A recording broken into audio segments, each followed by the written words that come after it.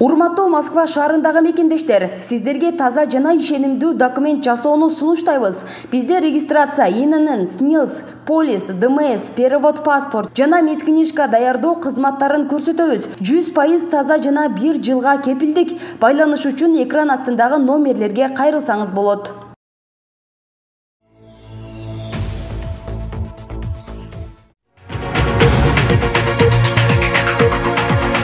Ичимдик ичип олтуруп уруша кетишкен Чүйдө 42 жаштагы аялды өлтүргөнгө шектүү жараан кармалды. Чүй облусунун Аламүдүн районунда киши өлтүрүүгө шектүү жараан кармалды. Бул тууралуу облустук милициядан билдиришти. Маалыматка ылайык 8 май күнү Аламүдүн райондук милициясынын нөөмөт бөлүмүнө Достук айылындагы үйлөрдүн биринде аял кишинин жансыз денеси табылгандыгы тууралуу маалымат келип түшкөн. Окуя болгон жерге тергөө тобу барып, аялдын жансыз денесин кароо учурунда денеге жаракаттары байкалып, ал киши колдуу болуп каза болгондугу такталган. Терештирүү учурунда каза болгон аял 42 жаштагы тургун экендиги аныкталган. Бул окуя кылмыштардын жана жоруктардын бирдиктүү реестринде 130-беренеси киши өлтүрүү боюнча катталып, сотко чейинки өндүрүш иши башталган. Издөө иш-чараларынын натыйжасында жогорудагы кылмышка шектелип, 38 жаштагы жараан кармалып, тергөө кызматкерлерине өткөрүп берилген. Алдын ала терештирүү учурунда окуя болгон күнү каза болгон аял менен шектүү ичимдик ичип отурушуп, ортодо чыккан пикир келишпестиктен улам уруша кетишип, шектүү жараан аялды бычак менен сайып жибергени маалым болгон. Учурда бардык зарыл болгон экспертизалар дайындалып, шектүү жараан убактылуу кармоочу жайга камакка алынган. Сотко чейинки өндүрүш иштери уланууда деп жазылат маалыматта.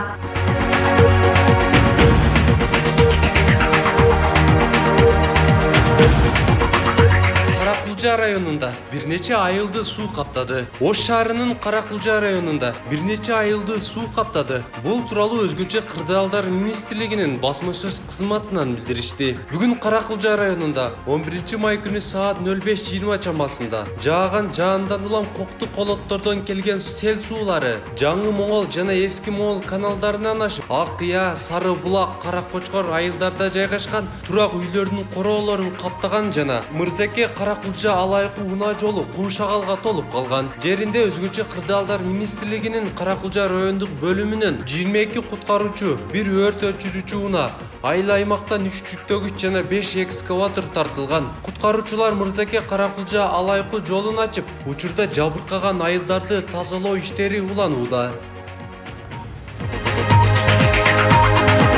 Күндүн сураты жан баштап жатсаң сонунда өчпөс оттун жанында мас абалда уктап жаткан жараан талкууга алынды. Бишкек шаарынын борборунда жайгашкан өчпөс оттун жанында мас абалда уктап калган жараандын сүрөтү социалдык тармактарга тарады. Сүрөттүн анын бут кийими башында жатканын көрүүгө болот. Ошондой эле анын айланасында 9 май улуу жеңиш күнүнө карата коюлган гүл чамбарларды көрсөк болот. Бул сүрөт кызуу талкуу жаратууда. Кээ бирлер ушундай жараандардын айынан өнүгүү болбой жатат деп жазса, башкалары жан баштап жатсаң сонун деген сыяктуу пикирлерди калтырышууда.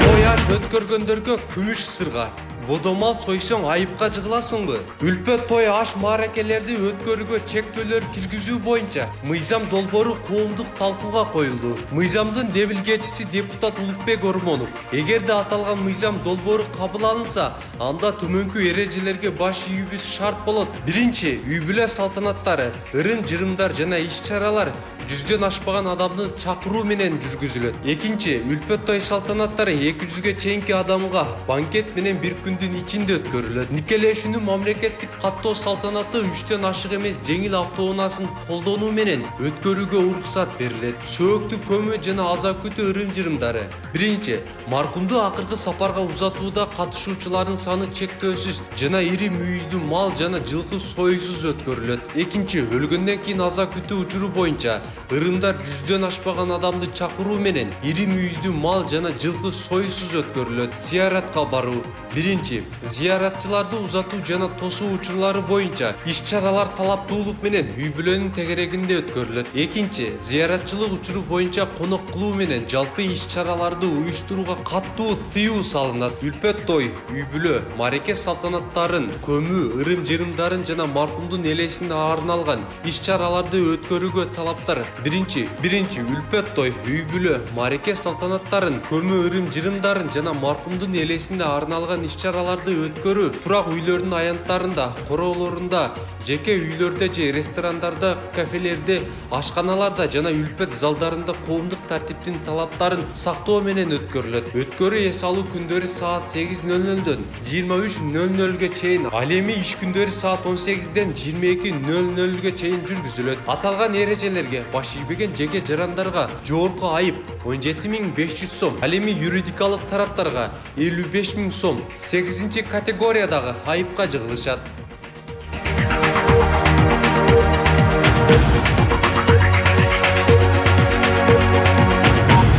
Быйыл АКК коңгуроо майрамдалбайт, иш-чаралар онлайн өтөт. 25 майда салттуу режимде салтанаттуу иш-чаралар өткөрүүгө мектептерге уруксат берилбейт. Бул тууралуу Билим берүү жана Илим министрлигинин басма сөз катчысы Самат Тоялиев билдирди. Быйыл 25 майда салттуу иш-чара өтпөйт, бирок былтыркыдай онлайн иш-чаралар болот. Башкача айтканда, ар бир район, шаарлар 15 мүнөттүк майрамдык программа, куттуктоолор, ыр, бий жана башка даярдап, видеого тартып бизге жөнөтөт. Бул программалар 25 майда Билим каналына көрсөтүлөт, деди Тоялиев. Быйыл өлкө боюнча 11-классты 61.546 бүтүрүүчү, 9-классты 103.400 окуучу аяктап жатат.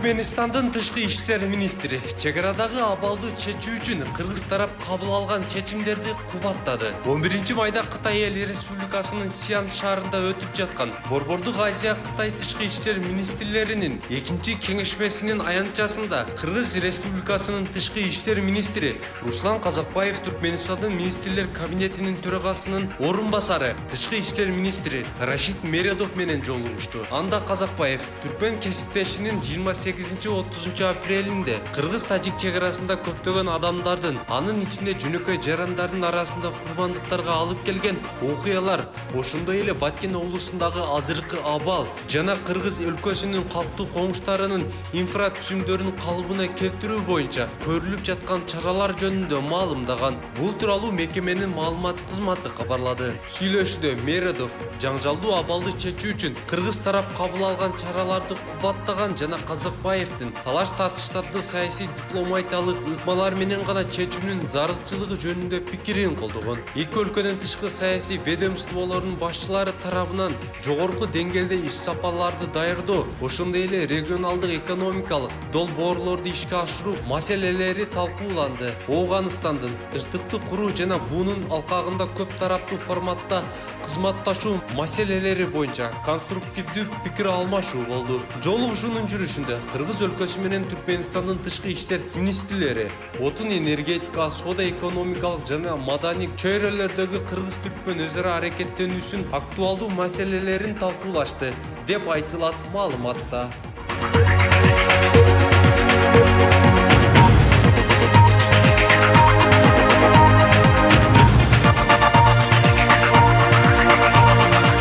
Газ менен жүрөт. Бишкекке Өзбекстандан алынып келине турган автобустардын сүрөтү. Бүгүн 11 майда Бишкек шаардык мэриясынын шаардык транспорт башкармалыгы менен эко жүргүнчүлөрдү ташуу компаниясынын ортосунда кызматташуу жөнүндө меморандумга кол коюу аземи болуп өттү. Кол коюлган меморандумга ылайык Бишкекке коңшу Өзбекстандын өндүрүшүндөгү Япон брендиндеги 350 газ менен жүрүүчү экологиялык автобустарды алып келмей болду. Мындан улам автобустар кандай сүйлөшүүлөрдүн негизинде келет деген суроо менен мэриянын алдында шаардык транспорт башкармалыгынын башчысынын милдетин аткаруучу Эмиль Ункуевке байланышып төмөндөгүдөй жооп алдык. Жеке компаниялар менен меморандумдун негизинде иштешебиз. Бул компания автобусту Өзбекстандан өз каражатына алып келет. Ал эми биз компаниянын автобустарына каттамдарды чийип беребиз. Алар ошол көргөзүлгөн каттамдардын негизинде автобустарды жүргүзүшөт. Автобустардын ичинде тулпар электрондук картасы коюлат. Учурда маршруттук каттамдар аз каттап жаткандыгына байланыштуу шаар тургундарын коомдук транспорт менен тейлей албай калуудабыз. Келе турган автобустарда бардык шарттар каралган, деди Ункуев. Мындан тышкары Эмиль Ункуев аталган компания шаарга биринчи жолу автобустарды алып келе турганын кошумчалады.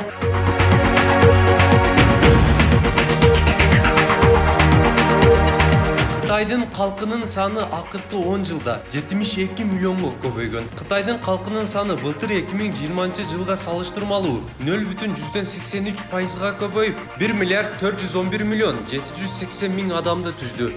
Бул тууралуу чет элдик басылмалар жазып чыгышты. Маалыматка ылайык коңшу Кытайдын калкынын жалпы саны учурда 1 миллиард 411 миллион 78 миң адамды түзгөн. Бул 2010 жылга салыштырмалуу 72 миллион адамга көп. 2019 жылы өлкөнүн калкы 1 миллиард 400 миллион адамды түзгөн. 2010 жылга салыштырмалуу Кытайдын калкы 72 миллионго көбөйгөн. Жарыяланган статистикага ылайык өлкөдө болжол менен 723 миллиондон ашык эркек жана 688 миллиондон ашык аял бар.